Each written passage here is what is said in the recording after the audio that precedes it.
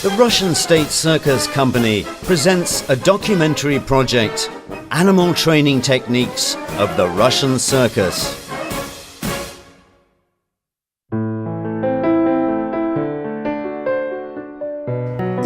Art is never stagnant. It's always searching for new ways and forms of self-expression. This is right and proper, but it's no secret that some forms of modern art are not always embraced by spectators. It's impossible to imagine a Russian circus without animals. As you can't imagine, say, Paris without the Eiffel Tower. For the Russian public, a circus show without animals is no circus show at all.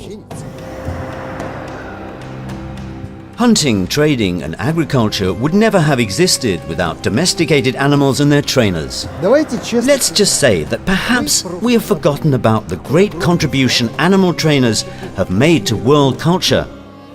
So now let's remember some outstanding Russian animal trainers.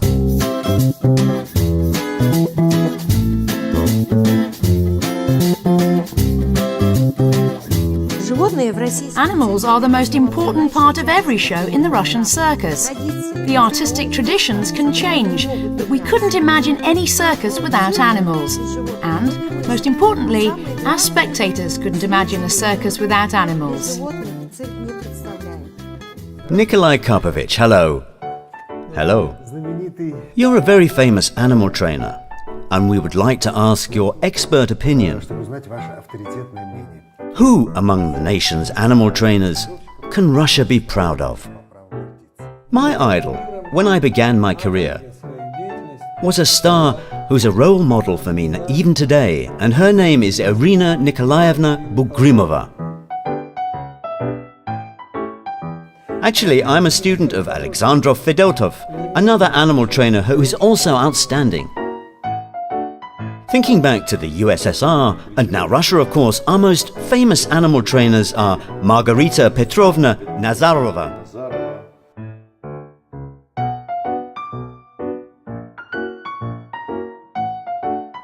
the Durov dynasty, and Valentin Ivanovich Filatov. And I worked with such great people as Bagdasarov and Zapashny. Nikolai Karpovich, can you even imagine a circus without animals? Absolutely not. It all started with animals.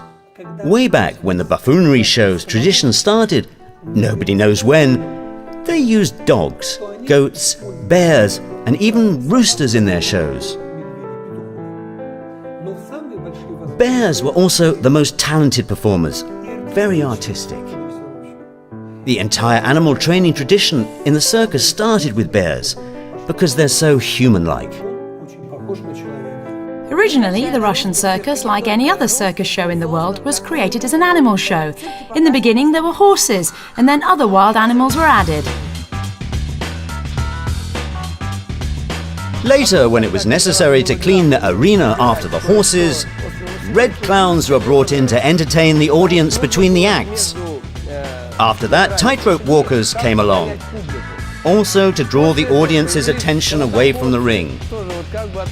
And then, the last arrivals were the acrobats.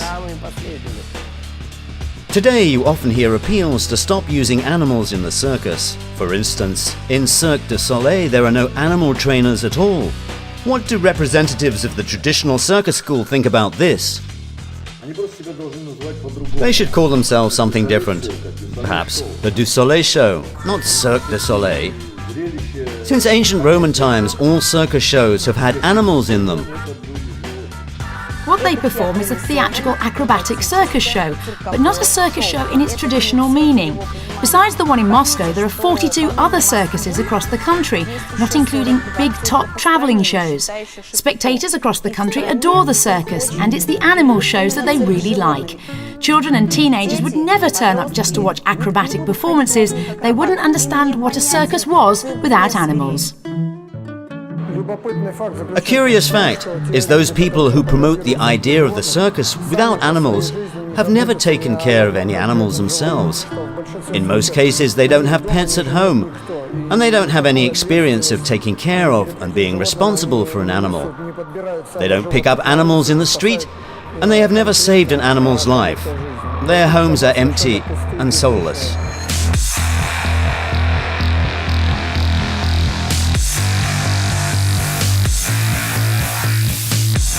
Леночка, моя умница девка, маленькая девочка хорошенькая.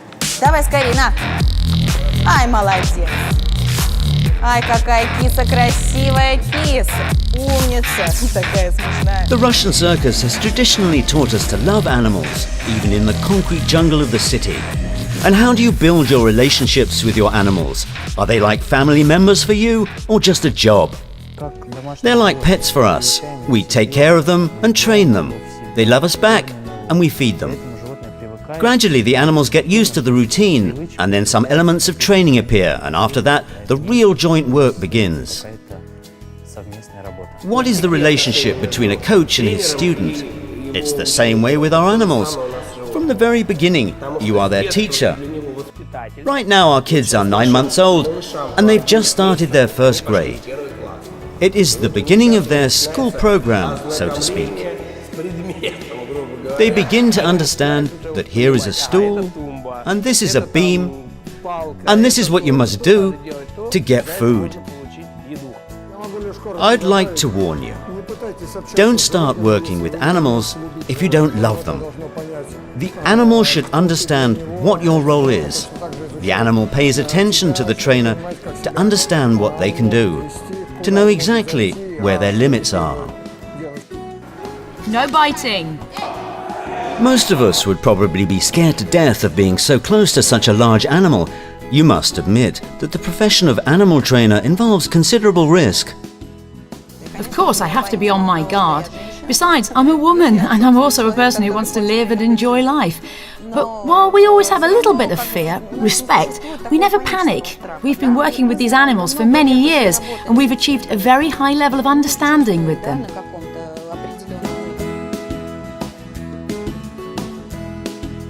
So, you're used to risk, you work with your animals, and you spend most of your day with them. But any performance involves artistic work, imagination, and creativity. How do you create your tricks? How do they come about? We watch animal behavior, and we think about what we see, trying to understand what they want to show us. Right now, I'm working with a young animal who shows me something unique and interesting every day.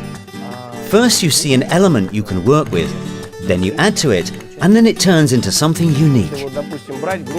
Imagine you observe a group of children during their physical education lesson. Some of them are good at jumping, some are born sprinters, and some can climb up a rope well, etc. You can see the same in these cats. They're so much like humans. You can easily identify the gifted ones, those who can jump, those who can't, and as a result, you work to reinforce their abilities. Actually, in addition to that, many animals can show you their tricks themselves. The first golden rule: training should be based on the biological and physiological abilities of the animal. Obviously, an elephant cannot roll over on its own head. It just can't. So you won't see that in the circus. So everything in the circus is like with children. Everything is based on love and patience. But some people think differently. They imagine that the animal trainer has 3 choices: the stick, the carrot, and the stick with the carrot. Is this true? There is practically no use of a stick. Only good practices. Only kindness. You just need to know their habits. The process of training is the development of conditioned responses. But how can you develop a conditioned response in the animal if you don't know the animal, and if you don't have great and endless patience? That's the single most important quality of the trainer. It all looks so simple, so easy. A tiger jumps upon a stand and then jumps from one stand to another. But in fact, it has to be explained to the animal. You need to convince it to do the trick. And nothing works better than a treat. Everyone knows that the circus is more than just a profession, it's a way of life. The profession of a circus performer requires making sacrifices. What sacrifices do animal trainers make? To tame an animal is actually a bigger responsibility than the responsibility of teaching a child. What happens if an animal is sick and can't perform? What does their trainer do then? I've seen some trainers sleep next to the cages. Say, for instance, an animal is sick. You'll often see their trainer right next to the cage, sleeping there, covered in blankets. They're on duty, looking after their animal as they would look after their own child. Of course, I'm sure that not all animal trainers in Russia are like that. But the best of them are fanatically devoted to their job. They can't imagine their lives without this work.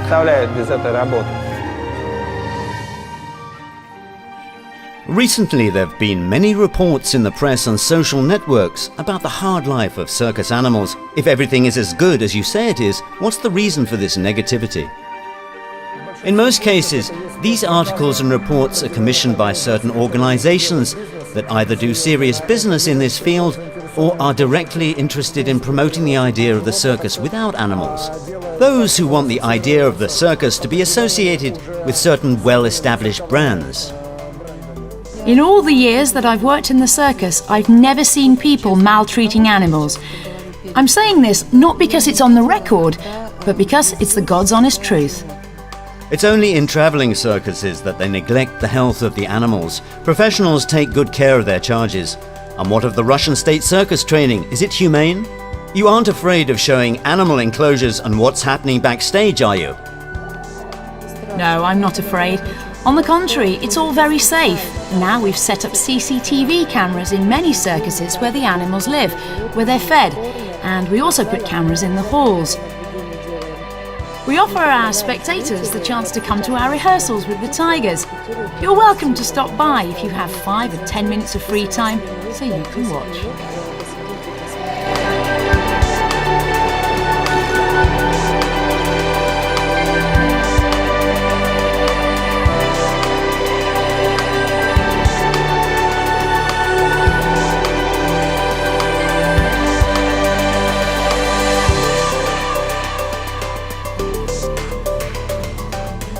Just look into the shining eyes of children fixed on the circus ring.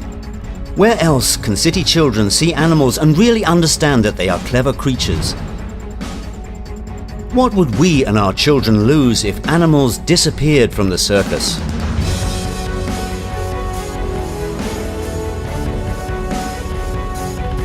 What did you like the most? I love the tigers most of all. I like the dogs. And if there weren't any animals in the circus, would you still come?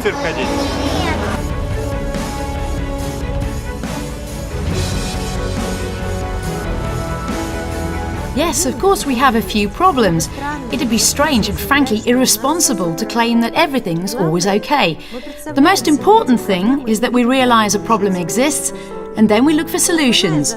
The main goal is to improve the lives of the animals backstage and to create a positive environment for our favourite performers, our animals.